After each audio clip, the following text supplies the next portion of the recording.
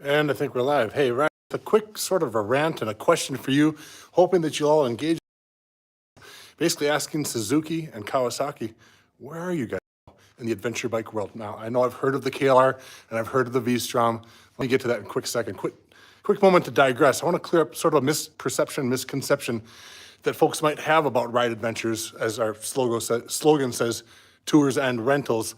A lot of folks, it seems, are under the impression that we only do these group tours. So when you look at a tour page on our website and you see dates, that's not all we offer. If you look around further and look in the pricing section and stuff like that, you'll see that there's self-guided options as well, self-guided fly and ride packages. So for those of you who ultimately don't want to be part of a group or whatever, you can fly in, have a bike waiting for you, all the hotels, you can just rent the bike if you want to.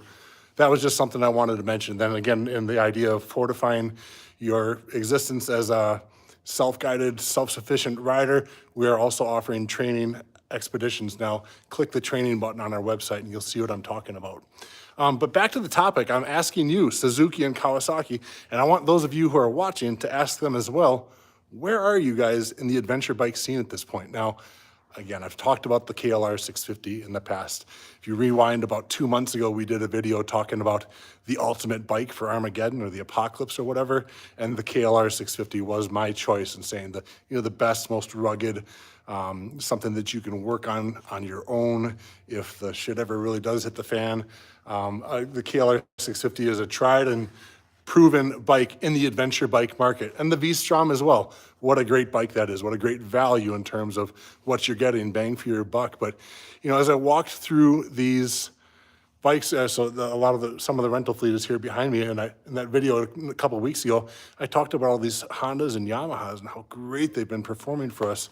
The orange ones around here somewhere, they've struggled a little bit in terms of reliability, but the blue and the red, they're making great bikes, and we know Suzuki and Kawasaki makes a great high quality bike as well. But the KLR 650 and the V-Strom, as cool and worthy a bike as they are, kind of been the same thing for almost 20 years or something like that now, and there's no real answer Suzuki or Kawasaki has come up with to go against. The Tenere 700, pardon, is over here. Anyway, the Tenere 700 to me should be the target right now. What do you think? The Tenere 700 or the Honda Africa Twin? Again, KLRs and V-Stroms go up against these bikes, and they're the right bikes for certain riders, but to get that little better ground clearance and suspension travel than the V-Strom has, that slightly more rugged nature of the Africa Twin or the Tenere 700 over here, it just seems like what is going on after all these years that Suzuki and Kawasaki have not come up with something to compete there against the Tenere 700, which a couple of years into it now has just proven to be a great, reliable, fun, athletic, agile bike that customers are enjoying very much. So I don't know, has anybody heard rumors of them coming up with something new to fit into the market? I haven't heard anything. There's talk about the Honda Transalp. Pardon the ringing noise. I don't know who's here, but there's rumors about the Transalp coming back from Honda. That's been rumored for a long time, and that would be a great bike, the Transalp, if it fits right between.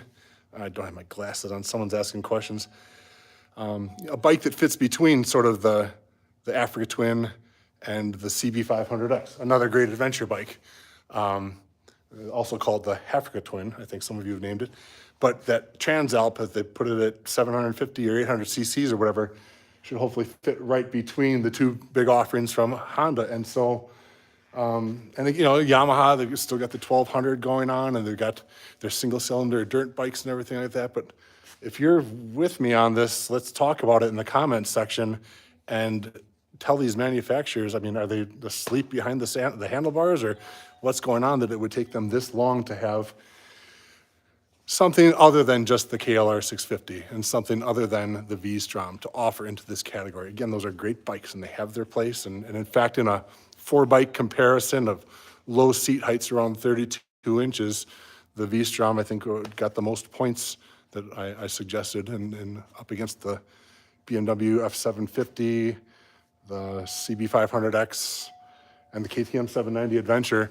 V-Strom really excels in a lot of categories against those bikes, but still the V-Strom it's not an Africa Twin, and it's not a Tenere 700, and therefore I'm just sort of wondering, what are you doing, Suzuki and Kawasaki? So let's ask them directly, you guys, in the comment section below. Let them know that we want to see something new from them. And yeah, thanks for joining us. Sort of our random, spontaneous, slightly off schedule posting here from our channel. But hope you all are well and riding on this beautiful Sunday. And let us know in the comments what you think. See ya.